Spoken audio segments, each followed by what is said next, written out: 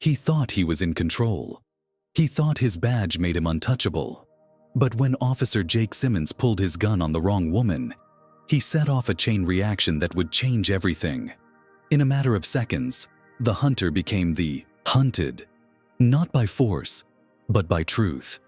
And the moment he realized who he was pointing his weapon at, it was already too late. This is a story about power, fear, and justice. A moment of reckless prejudice captured for the world to see. Stay with us, because what happens next will shock you. The automatic doors slid open with a quiet whoosh, letting in a burst of cold air as Lieutenant General Naomi Carter stepped into the convenience store. She moved with an effortless authority, shoulders squared, gaze steady, steps deliberate. Her deep green Army service uniform was immaculate, adorned with ribbons and medals that told the story of a lifetime of sacrifice and leadership. But tonight, she wasn't a commanding officer. She was just a woman grabbing a bottle of water and a protein bar before heading home. Behind the counter, the young cashier glanced up, her eyes flickering between admiration and curiosity. A woman like Naomi didn't walk into a store like this every day. Most of the customers barely noticed her presence. Except for one man. Officer Jake Simmons stood near the refrigerated drink section, his fingers tightening around the energy drink in his hand. He watched Naomi move through the aisles, something in his chest tightening. She walked with too much confidence, too much self-assurance. A black woman in uniform. Something about it unsettled him. Simmons had spent 7 years patrolling this neighborhood, treating it like his personal territory. His record was clean, on paper, but everyone in the area knew his pattern. He didn't trust people who looked like her. Naomi barely acknowledged him, focused on grabbing her items and making her way to the register. She reached into her pocket, pulling out her wallet. It was a simple, unconscious movement, one she had done 1,000 times before. But for Simmons, it was the only excuse he needed. His pulse spiked. His grip on the energy drink loosened. His breath came sharp and fast. His mind didn't register reality, only the threat he thought he saw.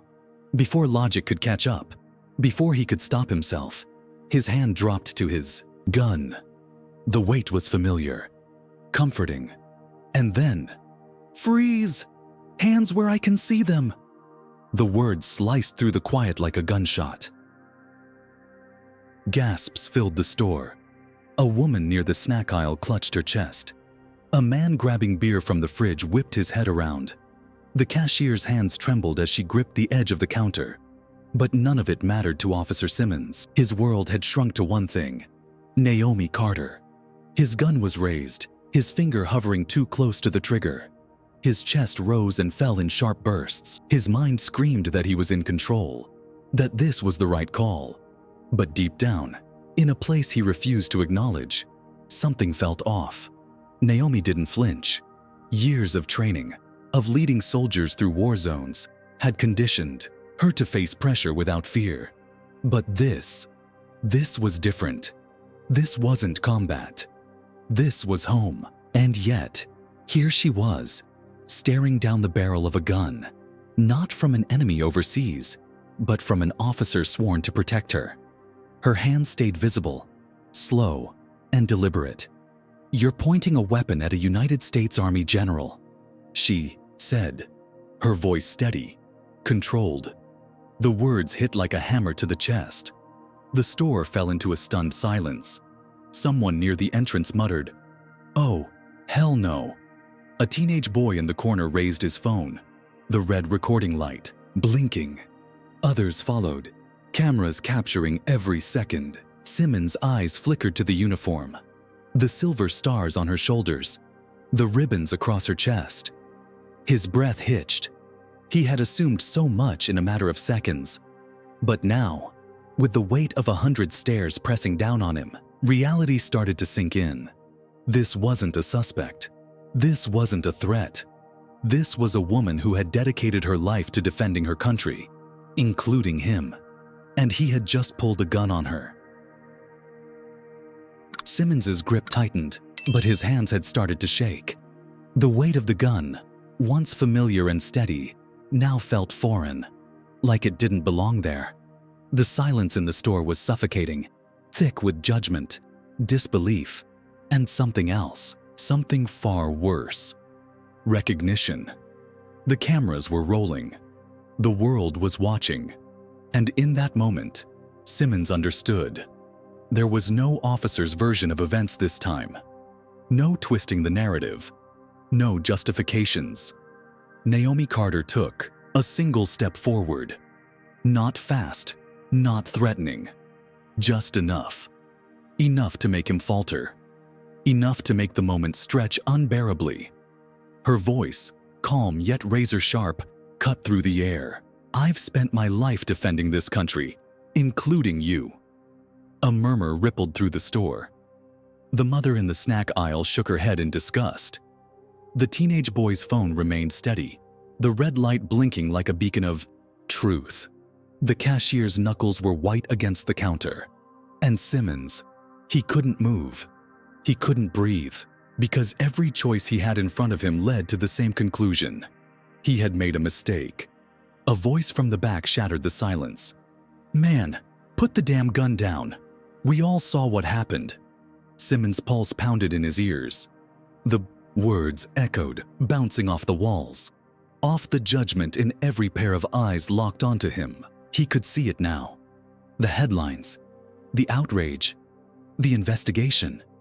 His name dragged across every news outlet. His past complaints, the ones that never went anywhere, would surface. There was no escaping this. He swallowed hard, lips parting, searching for an excuse, an explanation, anything. But there was nothing left to say, because the truth was already out.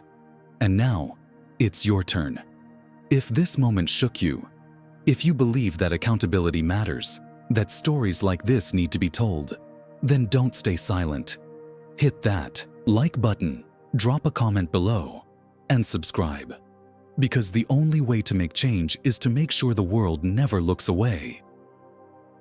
Simmons's jaw clenched so hard it ached. His body screamed at him to do something, anything, to take back control. But there was no control left. The cameras had stripped it from him, exposing his fear, his failure, his weakness. Naomi didn't move, didn't blink. She had seen this look before, on young soldiers in war zones, gripping their rifles too tightly, drowning in fear they refused to acknowledge. But Simmons wasn't a soldier. This wasn't a battlefield. And yet, his body was reacting as if it were. His breathing came fast and shallow. The gun in his hands trembled. The longer he held it up, the worse it got. Naomi tilted her head slightly, studying him like she had done with countless recruits who had something to prove. But there was no lesson to teach here. He had already failed. "Tell me, officer," she said, her voice calm but cutting. "What exactly did you see?" The question landed like a punch to the gut. Simmons' lips parted, his mind scrambling for an answer. He wanted to say she moved too fast, that he thought she was reaching for something, that he reacted on instinct. But even as the thoughts formed, they crumbled under the weight of the truth. He hadn't seen a threat. He had seen what he wanted to see. And now, everyone else saw it too. A murmur swept through the store, quiet but damning.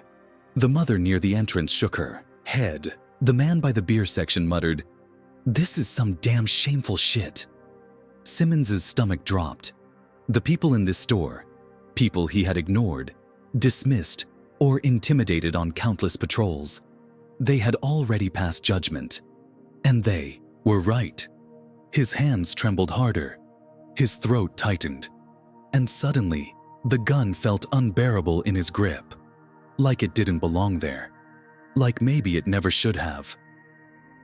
The silence stretched, thick and suffocating. The weight of every eye in the store pressed down on Simmons, crushing, unrelenting. His fingers twitched against the grip of his gun, but he knew in a way that burned deep in his chest. There was no coming back from this. He had lost. Naomi didn't move. She didn't need to. She had already won, not through force, not through anger, but through the quiet, undeniable power of truth. Simmons's breath came shallow, ragged.